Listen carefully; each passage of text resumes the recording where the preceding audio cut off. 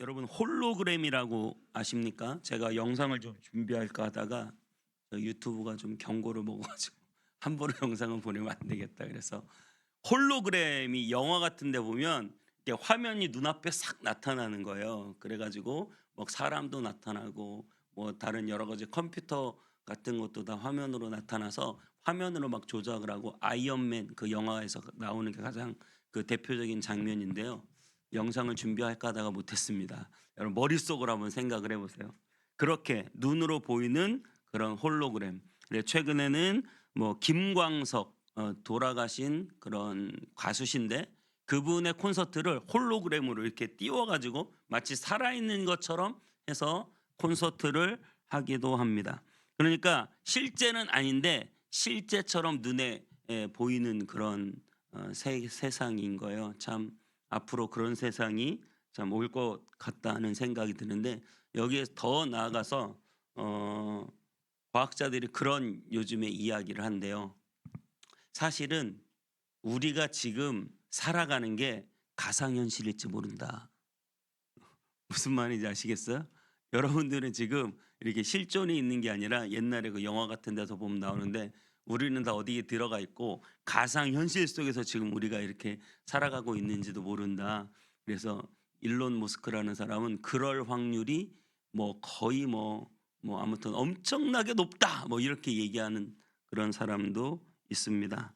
여러분 어쨌든 오늘 제가 이 본문을 읽으면서 마치 그 홀로그램이 떠올랐어요. 예수님이 제자들하고 같이 산에 올라가셨는데 예수님은 환하게 빛나시고 옆에 갑자기 옛날에 구약에서 말로만 듣던 모세가 짠 하고 나타나고 이쪽에 엘리야가 이렇게 짠 하고 나타나는 거예요.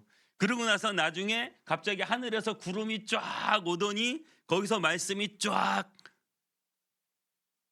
설교 시간에 홀로그램 이용해가지고 이렇게 쫙 이렇게 모세 세워놓고 엘리야 세워놓고 그럼 막 눈이 막 번쩍번쩍할 것 같은데, 네, 번쩍번쩍한 눈으로 들으시라고 제가 이제 얘기를 해보는 것이고요. 여러분 어쨌든 그렇게 놀라운 정말 귀로만 듣던 일들을 실제로 눈으로 보고 그들을 경험하게 되는 그런 놀라운 일들이 있었습니다. 여러분 그런 질문을 드리고 싶어요. 이 우리가 살아가는 세상 참 힘들고 어려운 세상살이라고 하는데 여러분 우리는 천국에 대해서 늘 말을 듣습니다. 하나님의 나라에 대해서 말을 들어요. 여러분 여러분이 살아가는 이 만지고 체험하는 이 세상이 실제 같아요? 천국이 실제인 것 같으세요? 우리는 다 지금 이 세상이 실제고 천국은 귀로만 듣는 그런 세상이잖아요. 그런데 여러분 잘 생각해 보셔야 돼요. 지금 우리가 살아가는 이 세상, 우리가 만지고 느끼고 촉감을 가지고 살아가는 이 세상이 사실은 허무한 것이고 허상인 것이고 여러분이 정말 궁극적으로 들어가야 할 하나님의 나라가 여러분에게 실제라는 사실을 믿으시기 바랍니다. 여러분 정말 우리가 살아가는 이 짧은 인생은 허상 같은 거예요. 그런데 우리가 궁극적으로 들어갈 하나님의 나라는 실제인 거예요. 가상이 아니라 지금 귀로만 듣고 있지만 여러분들이 실제로 느끼고 체험해야 할 줄 믿습니다. 그런 생각이 들었어요. 또 저희 이제 상상력 안에서 본문을 묵상하는데 귀신의 집 가보셨어요? 네, 에버랜드 같은 데 가면 귀신의 집 있잖아요. 저는 하나도 무서워서 안 들어가요. 절대 무서워서 안 들어가는 게 아니에요. 너무 안 무서워가지고 재미가 없어서 안 들어가는 거예요. 하나도 재미가 없어서 무섭지가 않아가지고 안 들어가는데 거기 들어가면 뭐가 막 나오잖아요. 하고 막 이렇게 나오고 막 하얀 옷 입고 막 쫓아오고 막 뭐가 막 앞에서 샥 막 날아다니고 막 그런 난리가 나요. 그 안에서 막 무섭다고. 하나도 안 무섭죠, 그죠? 하나도 안 무서운데 막 무섭다고 난리가. 그런데 여러분 다 그 설계된 거잖아요. 그것들이 여러분을 해칠 수 있습니까? 그것들이 여러분을 절대 해치라고 만들어 놓은 게 아니거든요. 다 설계돼서 허상으로 꾸며 놓은 거예요. 마지막에 문이 딱 열리면 에버랜드가 쫙, 그죠? 예. 서울랜드가 쫙 열리는 거예요. 문이 딱 열리면. 여러분 잘 생각해 보세요. 여러분의 인생이 지금 많은 일들을 만난단 말이에요. 우리가 이런 일도 만나고 저런 일도 만나고, 이런 고난도 있고 저런 고난도 있고, 이것 때문에 힘들고 저것 때문에 힘들고. 그런데 여러분, 그 모든 힘든 일들은 다 뭐예요? 허상이에요. 여러분은 실제로 여러분의 생명을 가하거나 여러분에게 실질적으로 뭔가 영향을 주지 못해요. 오직 여러분에게 실제는 무엇이냐? 이 문을 열고 나가서 마지막 만나게 될 하나님의 나라가 저와 여러분에게 실제가 됨을 믿으시기 바랍니다. 그 하나님의 나라가 우리에게 실제예요. 그리고 우리가 이 땅에서 겪는 것들은 많이 허상이죠. 여러분을 건드리거나 여러분을 위협하지 못해요. 여러분, 주님 손 붙잡고 함께 가면 그 어떤 어려운 일들도 절대 여러분을 건드리지 못함을 믿으시기 바랍니다. 여러분은 마지막 궁극적으로 하나님 나라에 들어가게 될 줄 믿습니다. 예배는 무엇이냐? 예배는 바로 그 하나님의 나라, 우리가 마지막으로 도달할, 우리가 꿈꾸고 말하는 그 하나님의 나라를 지금 이 땅으로 가져와서 하나님 면전 앞에 내가 서서 하나님을 만나고 하나님을 체험하고, 그래서 언젠가 우리를 잘했다 수고했다 안아주실 그 하나님을 우리가 예배를 통하여 미리 맛보는 것이 바로 예배다라고 하는 사실이에요. 하나님의 사랑을 눈으로 보고 몸으로 느끼고 심장이 터지도록 깨닫는 것이 예배임을 믿으시기 바랍니다. 여러분, 예배는 그렇게 우리에게 먼 미래가 아니라, 그저 허상이 아니라, 예배는 여러분에게 실제가 됨을 믿으시기 바랍니다. 실제 여러분들은 하나님의 영광을 지금 보고 계시고, 이 예배 안에 실제 예수 그리스도께서 함께 하시며, 여러분, 그것은 허상이 아니라 허구가 아니라 예수 그리스도가 이곳에 계신 것은 실제가 됨을 믿으시기 바랍니다. 예수 그리스도께서 여러분과 손잡고 계시고 여러분과 함께 하시고 여러분을 지키시고 보호하시는 것은 허상이 아니라 허구가 아니라 실제가 됨을 믿으시기 바랍니다. 제가 처음 예수님을 만나서, 정말 예수님을 만나서 그 하나님의 나라가 실제가 되었을 때, 제가 늘 얘기하잖아요. 중3 하늘산 기도원에, 그 기도원에서 하나님을 만나고 밤새 기도하고 내가 이제 목사가 되겠다고 결단하고, 그리고 나는 정말 하나님만 쫓아가겠다고 결심하던 그 밤 하나님의 나라는 저에게 실제가 되었고, 예배는 나에게 실제가 되었고, 하나님의 살아계심 나에게 실제가 되어서, 그래서 정말 그 이후로 열심히 교회를 다니게 된 것입니다. 교회가 제일 좋았어요. 교회에 가 있는 것이 가장 행복했어요. 늘 교회에서 예배하고 찬양하고 기도하고 교회에서 놀고 교회에서 친구들 사귀고. 저는 제일 즐거운 일이 말씀 듣는 일이었어요. 이해가 안 되실 표정이신데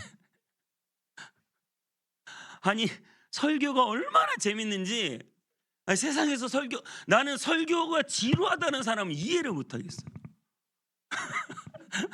설교가 지루하다는 말을 이해를 못하겠어. 설교가 제일 재밌는데, 설교가 제일 즐거운데, 하나님 말씀 듣는 시간이 제일 행복한데.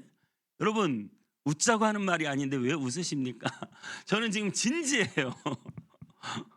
제가 중3 때 처음 하나님을 만나고 나니까 그냥 그때도 개척 전도사님이었어요. 그때는 처음에 그 개척 전도사님, 그 목사님, 또 수시로 듣는 강사들의 말씀이 꿀송이 같아서 설교책을 적어놓은 게 3권이에요. 그때 적어놓은 게 너무나 말씀이 좋아서. 여러분, 그렇게 하나님을 만나는 것이 실제가 되고 천국이 지금 이 땅에 나에게 임하면 우리 인생이 안 변할래 안 변할 수가 없습니다. 여러분, 예배는 그런 것이에요. 오늘 2절 3절에 뭐라고 말하냐면 예수님께서 산에 올라가셔서 2절 뒤에 이렇게 나죠. 그들 앞에서 변형되셔서, 예수님이 변형되셨어요. 그 옷이 광채가 나며 세상에서 빨래하는 자가 그렇게 희게할 수 없을 만큼 매우 희어졌다. 예수님의 얼굴이 변형됐다. 예수님이 환하게 바뀌었고 그 옷이 완전히 하얘졌다. 여러분, 그 전까지 예수님은 평범한 한 사람이었어요. 그런데 그 예배, 그 하나님의 임재가 넘치는 그 순간에 예수님은 그저 평범한 한 사람이 아니라 우리 눈앞에서 우리와 전혀 다른 하나님의 영광이 충만한 하나님의 아들로 변화된 것을 믿으시기를 축복합니다. 여러분, 우리가 예수님을 만나는 예배라고 하는 것은 이전과는 다른 거예요. 지금 똑같이 내가 사람들과 함께 예배를 드리고 있는 이 시간이 똑같지가 않아요. 지금 이곳에 예수님의 영광이 환히 빛나고 그분이 하얀 옷을 입고 계신 그 모습 앞에서 더 이상 예배는 똑같은 예배가 아니고 더 이상 예수님은 그저 어디 귀로만 듣던 누가 남들이 말하는 예수님이 아니라 그 예수님은 나의 구세주로 내 안에 충만한 영광으로 내 안에 충만한 기쁨으로 찾아오시는 예수님이 되시는 줄 믿습니다. 오늘 이 예배 시간에 여러분들이 예수님을 만나고 예수님을 경험하면 더 이상 남의 예수님이 아니라 더 이상 사람끼리 드리는 예배가 아니라 이제는 나의 예수님으로 사람끼리 드리는 예배가 아니라 예수님의 임재가 있는 예배로 변화되어질 줄 믿습니다. 그래서 1절에는 이렇게 말하고 있습니다. 예수님께서 말씀하셨는데 여기 서 있는 사람 중에 죽기 전에 하나님의 나라가 권능으로 임하는 것을 볼 자들도 있느니라. 이것이 여러 가지 난해 구절로 들어가지만 한 가지 확실한 것은 우리가 예수 그리스도를 만나는 순간 하나님의 나라가 권능으로 이미 저와 여러분에게 임했다 믿으시기 바랍니다. 저와 여러분에게 하나님의 나라가 이미 권능으로 임했습니다. 하나님의 나라는 앞으로 올 게 아니라 지금 이 시간, 이 예배 시간에 우리가 예수 그리스도를 구주로 고백하고 우리끼리 드리는 예배가 아니라 이곳에 예수 그리스도가 함께 계심을 믿으며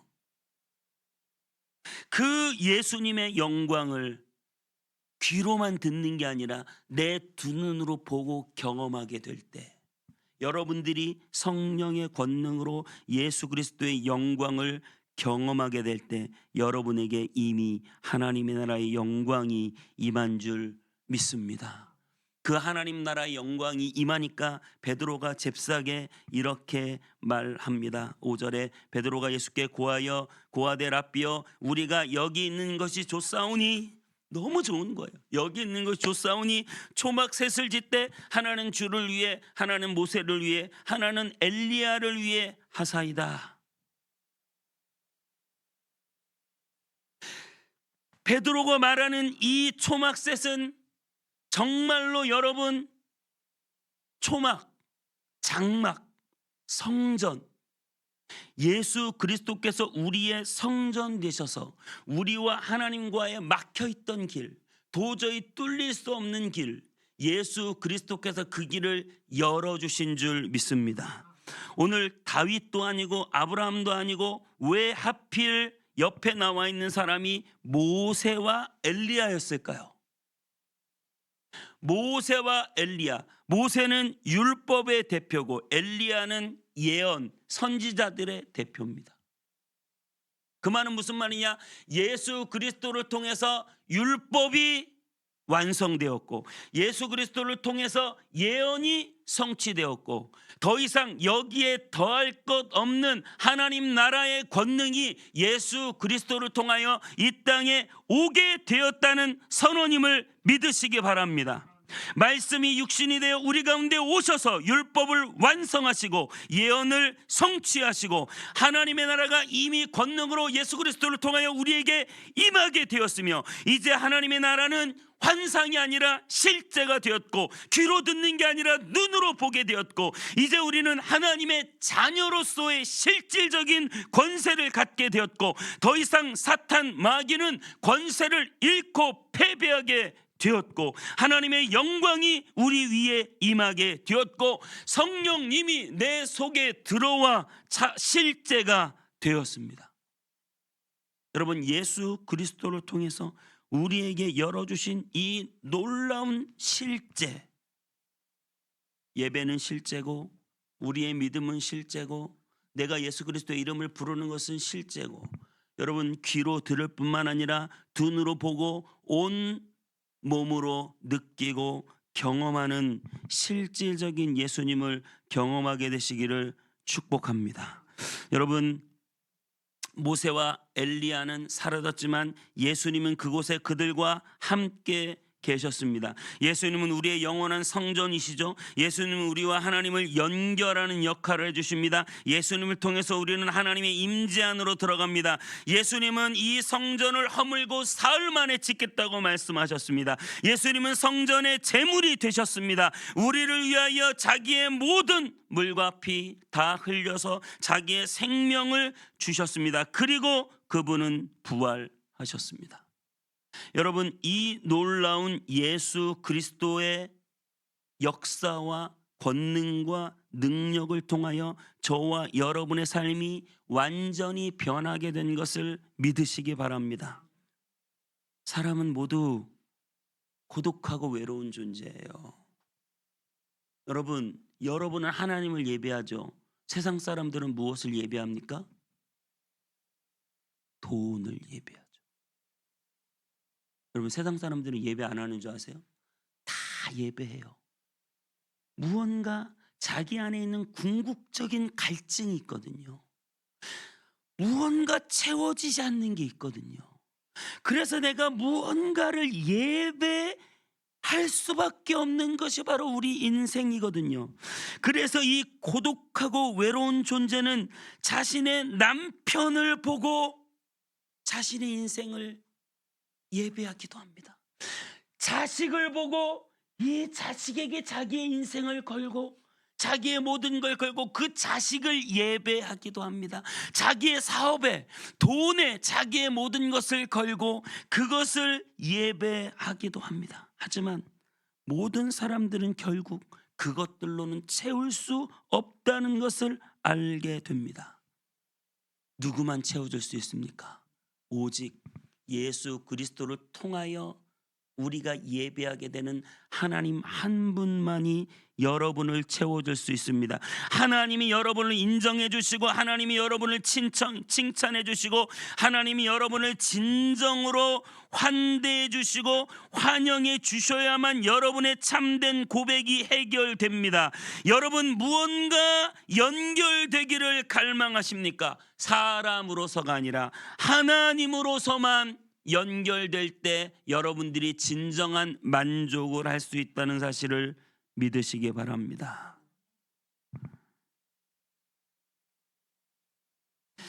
베드로와 야고보와 요한 제자들은 그동안 말로만 듣던 예수님과 하나님과 그 관계, 그리고 예수님을 통한 하나님과의 만남, 그 영광스러운 경험을 지금 온몸으로 하고 있습니다. 그리고 그분을 예배하고 있습니다. 드디어 그들은 충만해졌습니다. 완전해졌습니다. 삶이 완성되는 느낌이 들었습니다. 이것이 참된 예배예요. 내 삶이 드디어 마지막 퍼즐들이 다 맞춰지고 드디어 내가 완성되었다. 이것이 바로 우리의 예배입니다. 하나님의 영광이 충만한 예배를 경험하고 있습니다. 저와 여러분도 그렇게 경험하게 되시기를 바랍니다. 그들이 믿는 바를 온 몸으로 느끼고 깨닫고 알 수 있는 때, 그 예배가 저와 여러분에게 드려지게 되기를 바랍니다. 이제 주님은 죽음을 준비하고 계십니다. 물론 제자들도 마찬가지입니다. 이렇게 예수님께서 영광의 상태로 변형되신 것은 무엇을 위해서입니까? 예수님의 십자가를 준비하기 위해서입니다. 예수님은 영광의 상태로 변형되셔서 그 충만한 영광을 경험하시고 십자가를 지러 내려가셨습니다. 제자들도 그것을 같이 봤어요. 그 충만한 예배를 제자들이 같이 경험했습니다. 그럼 제자들도 무엇을 하러 따라가는 것입니까? 누구든지 나를 따라오려면 저마다 자기 십자가를 지고 나를 쫓을 것이라고 말씀하셨습니다. 여러분, 말만 들어서 누가 얼마나 매력적인지 알 수 없습니다. 우리는 예배를 통해서, 우리는 실물을 가까이서 보고 실제로 탄성이 터져나오고 팬이 되고 새로운 힘과 능력을 얻습니다. 그것이 바로 예배예요. 그 영광스러운 창조주를 만나 그분이 나를 사랑하신다는 것을 실제로 느끼고 경험하는 인생에서 전혀 차원이 다른 경험, 실제로 맛본다는 것이 무엇인지를 알게 되는 경험, 그 자양분을 가지고 우리는 십자가를 지러 내려갑니다. 베드로는 그곳에 초막셋을 짓자고 했습니다. 그런데 예수님은 내려가자고 하십니다. 저도 교회가 너무 좋았어요. 중학교 때부터 고등학교 때 교회밖에 모르고 살았거든요. 하지만 예수님의 궁극적인 지향점을 알아야 돼요. 예수님은 다시 산 아래로 내려가자고 하세요. 왜 산 아래로 내려가야 할까요? 그곳에는 귀신 들린 자녀를 가진 아버지가 기다리고 있기 때문이에요. 우리가 다 읽지는 않았지만 17절 18절에 귀신 들린 자녀를 가진 아버지가 내 아들을 제발 좀 고쳐달라고 선생님께 데려왔나이다, 이렇게 17절에 말하고 18절에는 귀신이 어디서든지 그를 잡으면 거꾸로도 거품을 흘리며 이를 갈며 파리해지는지라 내가 선생님의 제자들에게 내쫓아달라 하였으나 그들이 능히하지 못하더이다. 산에서 내려오시니 제자들이 난리가 났습니다. 한 아버지가 귀신 들린 아이를 데려왔는데 아무도 고치지 못하고 있습니다. 여러분, 온 세상은 귀신 들려 있습니다. 아버지의 영광이 떠나 있습니다. 예수님은 산에만 머무르실 수 없었습니다. 무엇이든 사람들은 쉽게 귀신 들린 것처럼 중독돼요. 술 중독, 담배 중독, 도박 중독, 또 뭐가 있어요? 빵 중독? 커피 중독. 아무튼 우리는 쉽게 중독돼요. 운동 중독도 있대요. 그런데 여러분, 중독 중에 아주 피해야 할 중요한 중독이 있어요. 그게 무엇인 줄 아세요?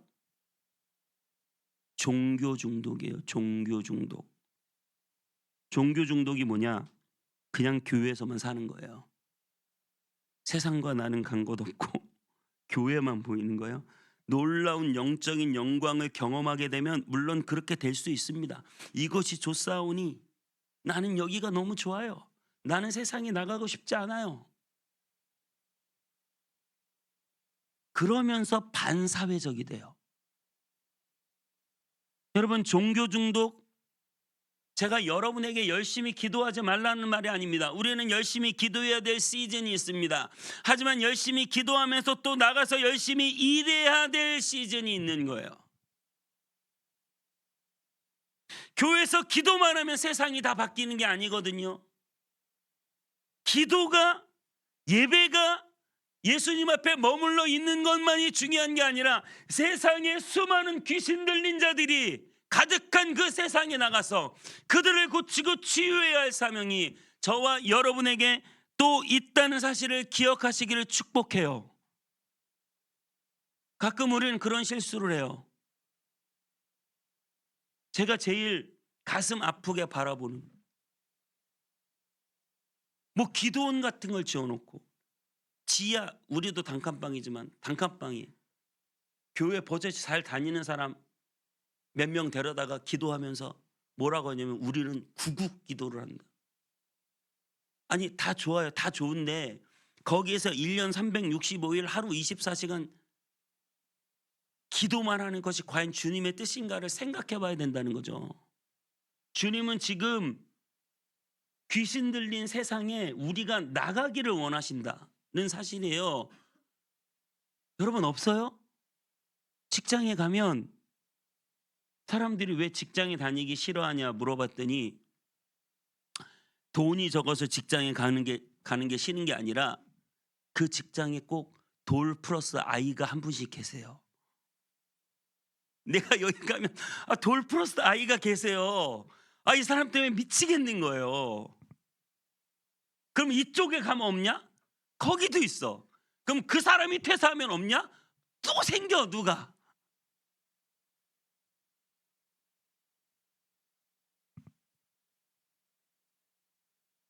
여러분 신앙생활은 환희와 감격만 가지고 하는 게 아니에요. 매일 즐겁고 매일 환희스럽고 매일 감격이 넘치면 어떻게 해야 돼요? 머리에 꽃 꽂아줘야 돼요. 신앙은 현실이거든요. 신앙은 현실이에요. 매일매일 사느냐 죽느냐 치열한 삶을 살아가는 것이에요. 아주 유명한 한경진 목사님이 계세요. 그 목사님이 아주 위대한 목회를 하셨죠. 그래서 어떻게 목사님 그 목회를 해내셨습니까? 불굴의 의지와 하나님 바라보는 강렬한 소망과 담대한 믿음이라고 하실 줄 알았는데 그 목사님이 그러셨대요. 오늘 관둘까 내일 관둘까 매일매일 관둘 생각을 하다 보니까 여기까지 오게 됐다고. 힘든 거예요. 모든 게 현실이거든요. 부딪히는 것은. 여러분 신앙이 어떻게 환희와 감격만 해가지고 교회 안에서만 우리가 모여서 하루에 24시간 기도한다고 모든 게 다 하나님의 뜻이 이루어진다고 하겠습니까? 오늘도 지금 저 세상에는 수많은 귀신 들린 정말 돌 플러스 아이 이런 분들이 엄청나게 많이 존재하고 있다는 거예요. 그런 사람들을 어떻게 해야 되겠냐는 거예요. 미쳐서 돌아가는 이 세상인데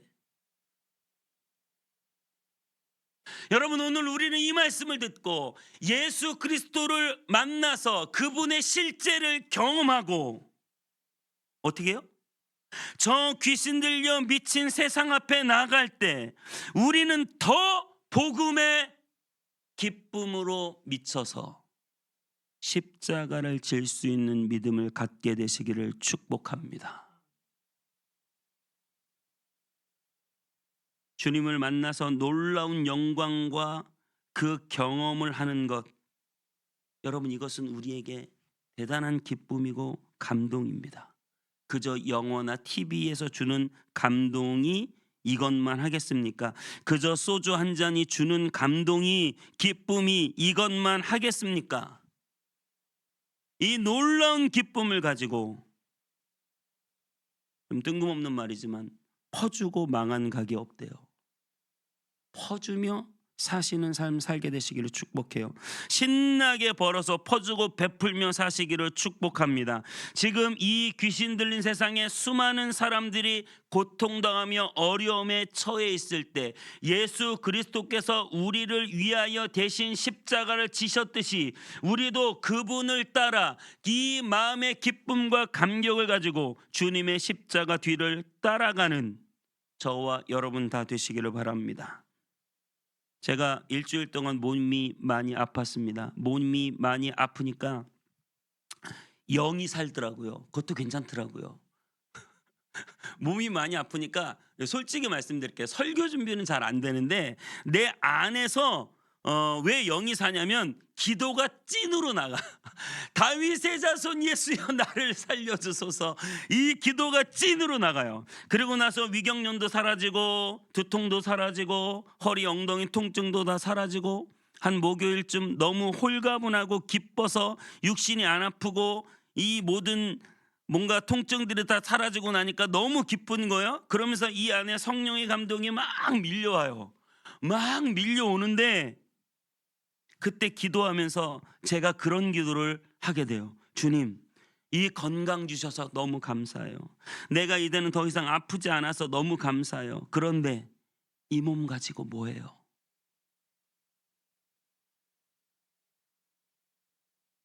건강한 몸 가지고 죄 짓고 내가 여지껏 주인인 줄 알고 내가 주인 행세하고 날 위해서만 살아야 돼요. 주님, 아픈 몸 고쳐주셔서 너무 감사합니다. 이제는 주님 위에 살겠습니다.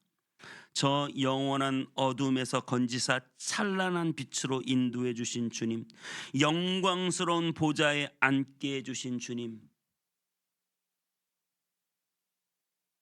힘을 다해 뜻을 다해 생명을 다해 사랑하라고 말씀하셨지만 사실 먼저 나를 향하여 힘을 다하여 뜻을 다하여 아버지의 모든 힘은 바로 여러분이에요.